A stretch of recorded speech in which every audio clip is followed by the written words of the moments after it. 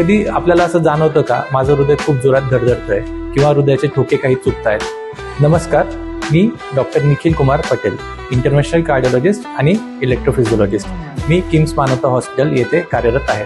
आज आपण जाणून घेऊयात अरिथमियाज म्हणजे काय आणि ईपी स्टडीज म्हणजे काय.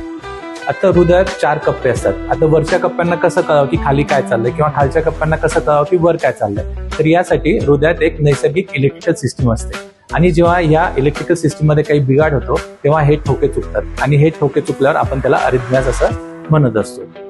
आता अरिथमियाज झाल्यावर आपल्याला सिम्पटम्स काय येऊ शकतात? छातीत धडधड होणे किंवा चक्कर येणे किंवा बेशुद्ध पडणे यासारखे सिम्पटम्स आपल्याला जाणवतात. आता ह्या अरिथमियाजचं डायग्नोसिस किंवा निदान करण्यासाठी काय? तर ह्याचं निदान करण्यासाठी आपण ईपी स्टडीज म्हणजेच इलेक्ट्रोफिजिओलॉजी स्टडीज हे करू शकतो.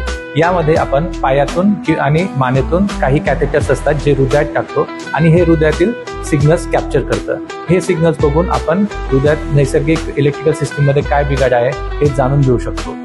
ईपी स्टडीमध्ये आपल्याला लक्षात येतं की हृदयात अनियमित ठोके कुठून येत आहेत आणि त्या ठिकाणी आपण नंतर जाऊन रेडिओ फ्रिक्वेन्सी एनर्जी म्हणजे उष्णता देऊन ॲब्लेशन करू शकतो, जेणेकरून ते अनियमित ठोके पडणं बंद होईल.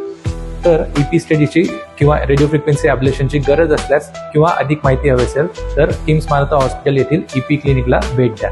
धन्यवाद.